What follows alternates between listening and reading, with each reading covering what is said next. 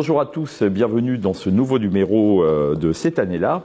Alors j'ai le plaisir d'avoir pour ce nouveau numéro François Bousquet, rédacteur en chef de la revue Éléments. Bonjour François. Olivier François, bonjour, notre rédacteur, et Rodolphe Carte qui vont m'accompagner dans ce nouveau numéro que j'ai appelé « À la recherche du petit blanc ». Et donc ce n'est pas une émission sur le vin, hein, on y a cru, c'est pas le petit verre du muscadet qu'on boit au comptoir. Non, le petit blanc, nous l'avions décrit en 2020 dans ce numéro exceptionnel, ce numéro 183. Je vous montre cette couverture magnifique, avec ce dessin qui est pas facile à comprendre, mais qui explique très bien la fin de la classe ouvrière blanche. C'est de ça qu'on va parler, mon cher François. C'est un numéro passé un peu inaperçu, parce que ce numéro, on a eu la chance d'avoir un entretien, le prix Nobel d'économie Angus Deaton, qui est un anglo-américain, et qui a fait un livre remarquable. Le problème, c'est que ce numéro est sorti au moment du Covid, le premier confinement, donc personne n'a fait très attention à ça, et qui expliquait une chose, dans son livre « Mort », qui aujourd'hui maintenant est traduit en français, Mort de désespoir, l'avenir du capitalisme, et qui avait étudié l'agonie de la classe ouvrière blanche. Pour la première fois depuis 1918, l'espérance de vie baisse aux États-Unis, et elle ne touche que la classe ouvrière blanche par rapport au reste des autres ethnies. C'est un peu une sorte de bouleversement dans le système américain. Ce livre a été traduit en France, mais quasiment personne n'a parlé de ça. Non, on n'en parle pas. C'est la singularité de ce sujet. C'est qu'un des sujets centraux de notre temps, c'est-à-dire l'homme blanc est l'angle mort parfait, l'impensé total des représentations politiques et médiatiques dans une société inclusive comme la nôtre. Et ben une société inclusive se fait à l'exclusion de la classe majoritaire. La classe majoritaire, c'est la France périphérique, l'Angleterre périphérique, l'Amérique périphérique. Et Angus Deaton s'est intéressé à ces morts de désespoir. C'est qu'en effet, alors certes, il y a le taux de mortalité, la mortalité est supérieure toujours chez les Noirs par rapport aux Blancs, par rapport aux WASP, mais elle continue de régresser année après année. Ça vaut pour les Latinos, ça vaut pour les Blancs riches, ça vaut pour les femmes blanches, ça vaut pour toutes les classes et les ethnies, sauf une seule. En réalité, l'électorat de Donald Trump, qui recule dans des proportions très très alarmantes. Pourquoi ? Parce que c'est la thèse d'Angus Deaton. Alors, c'est sur fond de désindustrialisation, de délocalisation des industries. C'est-à-dire qu'il y a une ruine de tous les métiers qui étaient occupés par les hommes, en particulier dans les secteurs primaires, agricoles et secondaires, industriels. Mais surtout, la question que pose Angus Deaton, c'est le statut. C'est que le petit blanc n'a aucun statut. Toutes les politiques de reconnaissance, j'ai eu souvent l'occasion d'en parler devant les caméras de TV Liberté, parce que je pense que c'est le sujet central de notre temps. Il n'y a aucune politique dite de reconnaissance, qui sont des politiques typiquement anglo-saxonnes, toujours en faveur des minorités, et les anglo-saxons mettent les femmes dans les minorités, à l'exclusion des blancs. Donc ils n'ont aucun statut, ils n'ont pas d'estime de soi. Donc en fait, le seul statut qu'ils avaient, c'était d'être blanc, ce qui leur permettait de pouvoir se marier, de créer une famille, d'avoir un travail. Aujourd'hui, ils sont cette classe populaire blanche ouvrière, ils sont à 50%, ils pensent être discriminés au détriment des Noirs, au détriment des minorités. Ouais, ou des femmes. Ou des femmes. Ce qui fait qu'ils n'ont aucun statut. Statutairement, ce sont des fantômes sociaux.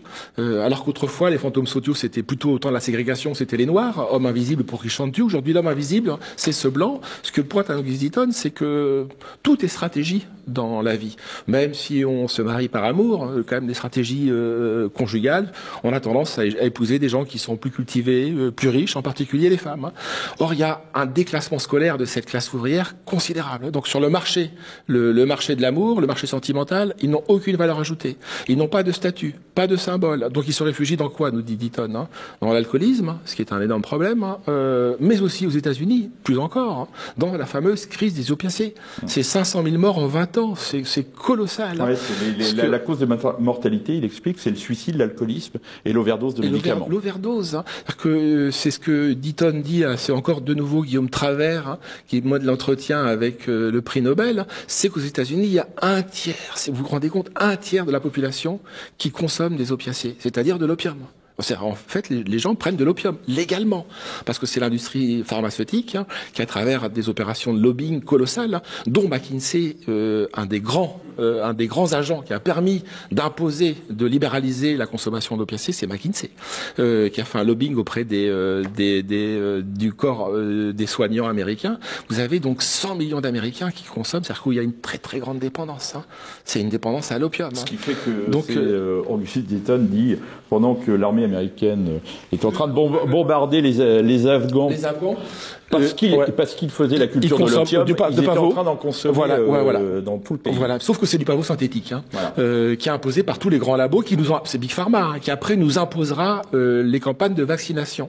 Donc August Deaton dit, et plus personne n'en parle. Enfin, ce qui est fascinant dans ce sujet-là, c'est que si vous êtes un ouvrier blanc, vous n'avez aucun statut. L'ex-CSA, IRCAM maintenant, je crois, avait fait une enquête sur les discriminations à la télévision. Alors évidemment, le CSA pointait dans les discriminations la sous-représentation des Noirs, des minorités, sexuelles, ethniques, etc., qui depuis a été très largement compensée grâce à France Télévisions et à Delphine Ernotte. Mais bien avant cette discrimination-là, c'est qu'il n'y avait aucune représentation dans les médias, aucune, de la classe ouvrière française. C'est-à-dire que ce sont des gens qui n'ont pas de statut. Donc, n'ayant pas de statut, n'ayant pas d'estime de soi, c'est évidemment que la manière dont ils se perçoivent, comme des losers, comme des personnages Houellebecquiens. Le premier Houellebecq, c'est ça. Je suis pas un fan de Houellebecq, mais le premier Houellebecq, extension du domaine de la lutte, c'est le statut sexuel du petit blanc face à l'affirmation phallique des Noirs. C'est le texte de Houellebecq. Le petit blanc chez Houellebecq est quand même un cadre moyen. Mais alors, ce que dit August Deaton, ce qui est alors évidemment, ça affecte principalement la classe ouvrière. Mais de fait, c'est quand même dans petite bourgeoisie et classe ouvrière. Mais il apparaît, c'est aussi l'homme blanc. Ouais. Alors il est qualifié de plus de 50 ans par les gens qui sont contre le wokisme. Peut-être que Rodolphe nous dira que c'est pas tout à fait le cas, mais c'est quand même l'homme blanc. Pour rebondir sur votre diagnostic, c'est que oui, bien sûr, c'est que moi je vais revenir au cas plutôt français. Il y a un livre, à mon avis, qu'il faut vraiment étudier pour comprendre ce que vous venez de dire. C'est le livre de Pierre Vermeuren sur la France qui déclasse. Et Pierre Vermeuren explique très bien que, en fait, ces effets ont une cause politique. À la base, lui, son livre reprend avec plus de précision le cas des Gilets jaunes, mais il explique très bien que les Gilets jaunes, c'est pas un épiphénomène qui est sorti d'on ne sait où, mais il suit plutôt une certaine logique. Alors pour lui, le mouvement de base part des années 70, ça va être le mouvement de paupérisation et de déclassement de la classe moyenne, et surtout le mouvement de paupérisation des classes jeunes. En fait, pour lui, les grèves contre le mouvement, contre la loi Juppé, voilà, exactement. Le vote pour Jean-Marie Le Pen en 2002, le non au traité TCE, traité constitutionnel européen de 2005, et les Gilets jaunes, pour lui, forment une seule et même trame. C'est très intéressant. Et cette trame, comme vous l'avez dit, François, c'est la destruction de l'industrie, qui donnait avant un statut à l'homme blanc. Par exemple, moi, personnellement, mon grand-père, qui est venu du Portugal pour travailler justement dans les cités ouvrières sidérurgistes en Lorraine, c'était exactement ça. Il avait un statut, il était reconnu pour ça. Et on a connu ça aussi avec, par exemple, ce qui est très important, c'est le recul des emplois agricoles.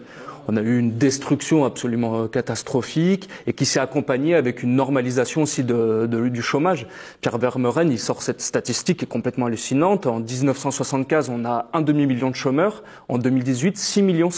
Et tout le monde s'est habitué à avoir ce chômage, d'accompagnement. Alors qu'avant, c'était comme tout à fait, c'était absolument pas habituel pour une société, en tout cas, qui se considère productive. On serait en plein emploi, là. Alors qu'il y a des millions de chômeurs, mais on considère que c'est un chômage structurel. Mais sur Vermeuren, je continue. Vermeuren avait donné un entretien au Figaro sur le sujet, 6 millions de chômeurs, 6,5 millions, 2 millions RSA. La particularité des chômeurs et du RSA, c'est quand même, à part égales, c'est quand même homme-femme. Mais dans le déclassement masculin, c'est fascinant les chiffres qu'il apporte, Vermeuren. En France, 300 000 SDF, majorité écrasante de garçons. Le chiffre qu'il donne également, c'est 3 millions. Selon l'OCDE, il y a 3 millions de jeunes en France qui ne rentrent nulle part. Ils sont pas à l'école, ils sont pas étudiants, ils sont pas au chômage, ils sont pas en stage, ils sont nulle part. De quoi ils vivent? De trafic, leurs parents.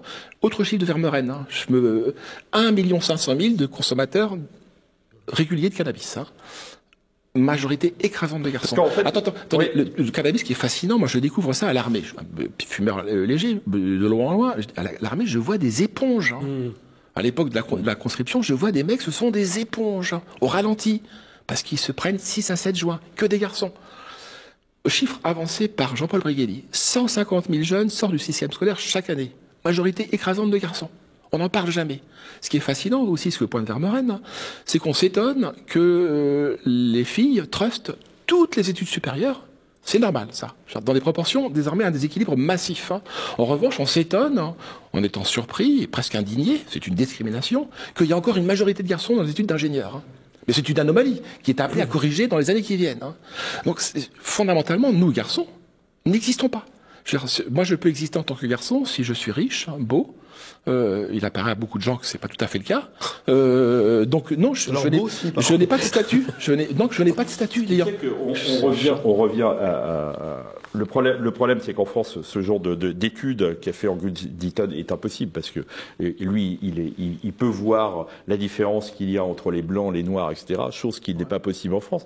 N'empêche que, et on le voit par exemple sur un article qui suit cet entretien que vous aviez fait, cette enquête sur ces viols en Angleterre. Ça, c'est le statut de la jeune fille. Mais c'est la même chose. Mais c'est la même chose. La jeune blanche, voilà. C'est ça. Moi, je pense, là, je fais le fanfaron, je pense que F de Souche suit depuis 10 ans toute l'affaire des viols de masse en Angleterre. Donc, dès qu'il y a un papier dans la presse anglo-saxonne, même la PQR anglo-saxonne, anglaise, britannique, il le traduit.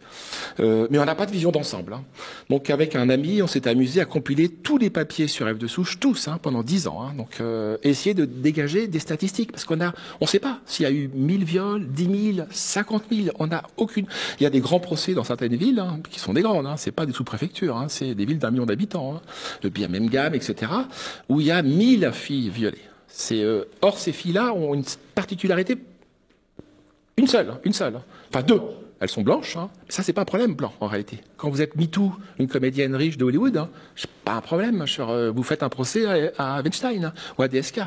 Mais quand vous appartenez à l'Angleterre périphérique, brexiteuse, sans aucun moyen, celle de Guillouis en réalité, vous n'avez aucun statut. Moi, me plongeant dans cette enquête-là, c'est que la police, les éducateurs sociaux, quand les filles venaient déposer plainte, leur disaient, mais attention là, vous êtes en train de discriminer des Pakistanais. Dans les rares procès qu'il y a eu, il y en a eu, je sais pas combien, il y en a eu quelques-uns, 85%, c'est des Pakis. Ce qui a encore chose absolument interdite, pour moi qui est le tabou majeur, presque à la limite, mais il faut en parler de ce tabou-là. On nous cite souvent que dans les attentats islamistes, c'est des fous. C'est vrai, je vois. Mais les niveaux de consanguinité au Pakistan, c'est phénoménal. Il y a plus de 50% de mariages au Pakistan. Plus qu'en Algérie. Non, c'est beaucoup plus. Le record du monde, c'est le Pakistan. Après, c'est les Saoudiens, mais parce que le Pakistan, c'est à la conjointure du tribalisme et de l'islamisme. Plus de 50% des mariages, c'est entre cousins au Pakistan. Je n'ai pas besoin d'être biologiste pour ça que ça fait un problème. Quand on présente le trombinoscope des Pakistanais, on n'a plus le droit de les appeler Pakistanais en Angleterre. Ce sont plus des gangs de Pakis, ce sont des gangs d'Asiatiques. Ce qui fait que les Sikhs, les Chinois, les Indiens se disent, mais oh les gars, c'est pas nous, c'est des Pakistanais. Appelons-les par leur nom. Et donc je disais, quand les filles venaient se plaindre auprès des policiers, les policiers les renvoyaient vers des mémos sur le vivre ensemble, sur les politiques contre la discrimination. Donc c'est fascinant. Ça a tellement fait un scandale quand même en Angleterre qu'il y a eu en fait un téléfilm en 3 parties. Ouais, mais c'est le rien. Seul truc courageux qui a été fait par. Mais c'est rien. Je veux dire, comparé à tout ce qu'on fait autour de MeToo. Je veux dire, il faut le faire. Si DSK tripote des... Je voudrais vous poser une question justement, François. Est-ce que MeToo, est-ce que les grandes campagnes sur les viols de DSK, de Weinstein, sont pas là aussi pour se donner bonne conscience et pour ne pas parler justement de ces victimes issues de milieux populaires, des petits blancs? Ouais, sûrement dans le cas anglais. Comme ça, mais dans le cas anglais, c'est fascinant dans les procès sur les Pakistanais. D'abord, c'est halal. Une prole blanche, c'est halal, c'est parfait. Comme elle est pas musulmane, on peut la consommer, elle est impure. Il y a tout le fantasme des 72 vierges. Il y a tout un imaginaire conquérant. Les viols de masse, les viols de masse disent beaucoup de choses aux Européens. Razzia, on en sait quelque chose, je veux dire, puisque les Français, les armées françaises ont pu le pratiquer en Italie. Les Italiens nous l'auront beaucoup reproché. Les maroquinades, on appelait ça les maroquinades. Je veux pas rentrer. Pas voilà, les bretonnades, les Allemands aussi peuvent beaucoup en parler. Mais la question du viol de masse, on s'approprie le corps étranger. Et là, silence le plus complet. Ici, alors que je veux dire, on devrait en parler tous les jours. C'est des ordres de grandeur inimaginables. Moi, quand on a travaillé avec l'AMI là pendant 1 mois à compiler ces données sur F de souche, mais on ressort, mais on est lessivé, effondré, quoi, parce qu'on leur fait subir, et puis en plus on leur impose un silence. Alors il y a une autre personne qui actuellement est en train d'en parler, qui a sorti maintenant il y a 1 mois son nouveau livre. C'est l'indigéniste Ouria Bouteldia qui vient de sortir son livre qui s'appelle Beauf et barbare, le pari du nous. Alors la militante décoloniale, elle veut réconcilier les indigènes d'un côté et ces petits blancs qui, comme elle dit, n'ont pas pu quitter ces banlieues et sont obligés de vivre avec cette population. Alors c'est du Alain Soral avec 20 ans de retard. Alain Soral qui lui rend hommage dans son livre. C'est-à-dire que c'est cette fameuse idée de on va peut-être, on est dans le même combat, la faucille, le marteau et le croissant musulman. En fait, c'est une vieille idée, mais c'est ce que dit aussi François Ruffin, ce que dit le RN. Ces petits blancs, ils existent. Oui, puis ce qui est fascinant chez elle, j'ai voulu acheter le bouquin ce matin, dont il y a Boutelja. J'ai fait 3 librairies parisiennes, le réseau Librest, des libraires de l'Est parisien, où il y a que des bobos mélenchoniens. Putain, il est impossible de choper le livre. Ah oui. Il est acheté par un public de petits blancs qui votent Mélenchon. Ce qui est fascinant, moi, je trouve, dans la comparaison Soral-Ouria Boutelja, elle rend hommage dans le bouquin à Soral. Très clair. Elle rend de manière innovante. C'est qu'elle est élue par des blancs. Une clientèle de blancs plutôt éduqués, alors que Soral, c'était, à la grande époque, je suis désolé, c'était la star dans les banlieues, c'était vraiment la star. Donc Soral est élue par des petits arabes, si je puis dire, et elle est élue par... des moyens blancs. Des moyens blancs, pas des petits blancs, mais des moyens blancs. Avec le temps, Soral a échoué dans ce rapprochement. Ça n'a pas marché de fait, et d'autant que ça peut moins marcher pour elle. Je veux pas pour Ouria Boutelja, c'est qu'elle veut d'abord beauf, c'est vraiment déplaisant. Je préfère être un barbare qu'un beauf. Je trouve que c'est offensant, son titre est offensant. D'autant que la manière dont elle voit le beauf, c'est qu'il faut qu'il se convertisse à l'islam. Sinon, c'est pas un bon beauf.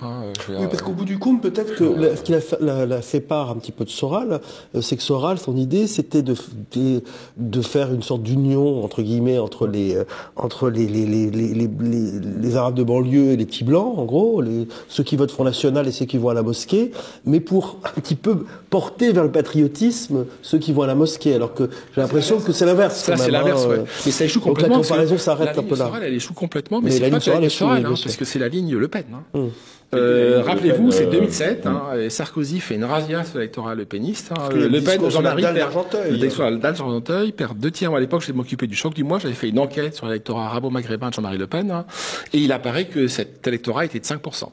Donc il y avait déjà un vote communautaire pour le candidat installé, plutôt socialiste, qui va se vérifier avec François Hollande. Il y a 1 500 000, je crois, musulmans qui votent pour lui, et encore plus avec l'élection 2022, où il y a 70% qui votent Mélenchon au premier tour et 80% qui votent Macron au deuxième tour. Donc cette alliance est une chimère, et c'est une chimère qui ne peut pas tenir, surtout avec, je le redis, Ouria Boutelja, moi, nous intrigue, on avait fait un entretien avec elle, parce que c'est une identitaire différentialiste. Et moi, en tant qu'identitaire différentialiste, je suis très sensible à ce discours-là. Simplement, il faut qu'il soit tenu dans la Casbah d'Alger, pas à la Goutte d'Or. C'est ce que vous dites dans ce numéro de l'époque. Déjà, parce qu'on a... Exact. Et simplement, son identitarisme est offshore. Il est très américain d'ailleurs, elle est très berceau dans les universités américaines. Exact, Simplement, elle renverse le discours. C'est que les indigènes de la République, moi je veux bien qu'on parle d'indigènes de la République, à l'époque des colonies. À l'époque des colonies, ce sont des indigènes de la République. Aujourd'hui, ce sont des allogènes. Moi, l'indigène, c'est moi. Donc, je vais acheter son livre, moi, pour le flinguer. Mais je le redis, je suis sidéré par la razzia dans les librairies. C'est parti comme des petits pains. C'est le best-seller des Insoumis et de la NUPES. Oui, oui, qui, à mon avis, vont faire un peu la tête. Je suis pas sûr que le discours va très bien passer. Ouais, parce qu'elle défend la race. Hein. C'est fou, hein, comme les termes qu'elle emploie. Elle emploie des termes qui sont liés à. Ouais, vous avez raison, c'est parce qu'elle est américaine en réalité. Mais elle parle elle met des pieds dans le plat. Hein. Elle ne parle de la religion des pères, l'islam. Elle parle de la race. Mais la religion des pères, c'est l'islam. La religion des pères ne peut être que l'islam. Pour revenir à ce constat d'Auguste Deaton aux États-Unis, dans ce numéro, vous citez l'essayiste Émeric Patricot qui a cette formule terrible sur le plan politique, c'est de dire ces petits blancs n'intéressent pas la gauche car ils sont blancs et ils n'intéressent pas la droite car ils sont pauvres. On l'a bien vu aussi que du côté de la droite, même d'Éric Zemmour, ces petits blancs, ça l'intéresse pas beaucoup. Ouais, c'est pour ça que la ligne d'Éléments est la bonne. Dieu sait si à Éléments, moi je maintiens quand même le cap à droite puisque je suis très attaché anthropologiquement à la droite. Hein. Mais de fait, la grille de lecture de Benoît, mais qui est aussi celle du Front National, du Rassemblement National, ça déborde très très largement désormais les colères populistes. Hein. La colère populiste a quand même fait largement voler en éclats ce clivage droite-gauche. Hein.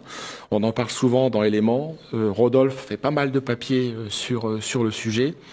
Moi, ce que je dis dans le papier, c'est que Patricot devrait lire beaucoup plus Éléments, puisque nous, on les défend à Éléments parce qu'ils sont blancs et parce qu'ils sont pauvres. Hein. Peut-être l'angle mort qu'on pouvait retrouver chez Zemmour, c'est la lecture de Christopher Lasch. Ouais. Zemmour ne prenait pas en compte aujourd'hui que cette entre guillemets classe supérieure blanche a fait sécession avec son propre peuple blanc, autochtone et populaire. Aujourd'hui, quand vous trimballez dans un quartier bourgeois de Paris, vous voyez des nounous africaines ou asiatiques, vous voyez des personnes qui viennent en insistance aux personnes âgées qui sont aussi racisés, comme ils disent justement dans le camp de Horia Boutjelal, mais même, je veux dire, dans les livreurs des Livroux, on retombe complètement dans un nouveau néocolonialisme. C'est assez drôle à ce niveau-là, et même comment dire, à l'époque antique, quand le peuple se retirait sur le mont Aventin pour mettre pression justement sur les classes aristocratiques. Aujourd'hui, ça n'a plus aucun effet.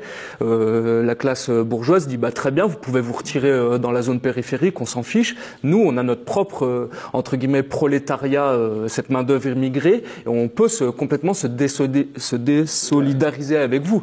Et aujourd'hui, moi, je pense un angle d'attaque intéressant pour le populisme, c'est d'empêcher cette sécession qu'on a au sein de notre propre peuple, entre justement cette élite blanche qui veut faire sécession, habiter dans les métropoles, avoir un mode de vie complètement déraciné, un peu volatile, et justement il faut empêcher cette sécession par le haut. Ça peut être un angle d'attaque. Ça a duré, ouais, mais ça a duré. Parce qu'en fait, cette idée de Roda Cabu de grand remplacement, on s'aperçoit que quand on atteint les classes sociales les plus basses, il y a une accélération à ce niveau-là. C'est-à-dire que le blanc, lui, est en train d'être complètement remplacé à ce niveau, ce qui n'est pas le cas dans les élites.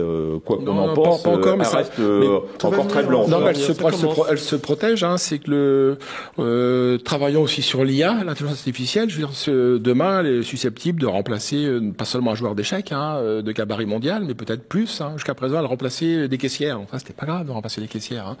Mais peut-être qu'elle remplacera d'autres gens dans les années qui viennent. C'est fou, on revoit ici les logiques territoriales à l'œuvre, hein, dont on parlait dans notre précédente émission, le mois précédent, dans le plus d'éléments, les logiques de Carl Schmitt. Hein, parce que c'est, en réalité, les anywhere contre les somewhere, hein, c'est la terre contre la mer en permanence. Hein. Toutes les logiques terriennes continentales sont évacuées. Cette France périphérique qui a été invisibilisé, pas seulement infériorisé, pas seulement diabolisé, qui a été invisibilisé. Et la bonne ligne, c'est n'en déplaise. Alors, moi, je trouve qu'on est un peu dur avec Zemmour, parce que il y a deux Zemmour. Il y a un Zemmour avant la campagne, qui était à fond sur cette ligne-là. Qui était un lecteur de Lasch. De Lasch et d'Ishia, qui était à fond, vraiment à fond sur notre ligne. Hein. Et le Zemmour en campagne a fait des choix sociologiques qui se sont avérés contre-productifs, et qui étaient un petit peu en contradiction avec la vision qui était la sienne depuis 20 ans. Il vient du souverainisme de gauche, il vient du chevènementisme, Zemmour. Donc c'était très curieux de le voir camper sur une ligne conservatrice un peu LR. Voilà, donc vous pouvez retrouver tout ça dans ce numéro, la fin de la classe ouvrière blanche. Il est encore en vente sur le site Éléments. Et vous avez, il y a aussi un très bon papier, Blouson noir et gilet jaune, la France de Johnny et de Marine. Et il y en a un, on n'en a pas parlé, qui a aussi fait ce constat, mais qui est obligé de faire très attention. C'est François Ruffin. François Ruffin, il fait exactement la même chose. Il le voit, ce petit blanc. Il le voit, c'est dommage. Hein. Mais il l'a dit dans Éléments, il nous dit la chose suivante, je crois. Non, il le dit dans son bouquin, mais on le reprend. C'est qu'il a fait 2 campagnes dans la Somme, hein. Dans les quartiers nord d'Abbeville ou d'Amiens, à la clientèle musulmane. Il fait une campagne de indigénistes, NUPES, Mélenchon, néo-Mélenchon. Et dès qu'il sort un tout petit peu des centres-villes, à la périphérie, la France pavillonnaire, la Somme pavillonnaire, il parle le discours de Marine. C'est un peu opportuniste, François Ruffin, non? Non, malheureusement, il l'est pas assez, parce que s'il était vraiment opportuniste, moi, je ferais mon coming out frontiste, et il serait le numéro 2 du parti. Ah, ça c'est... peut-être. On ne sait jamais. Comme sa carrière. C'est peut-être un futur scoop pour Éléments. En tout cas, nous, on se retrouve le mois prochain avec vous, Olivier, hein, pour le plus d'Éléments. Puis nous, on naviguera dans 2 mois dans un autre univers des numéros d'Éléments. Bonjour chez vous.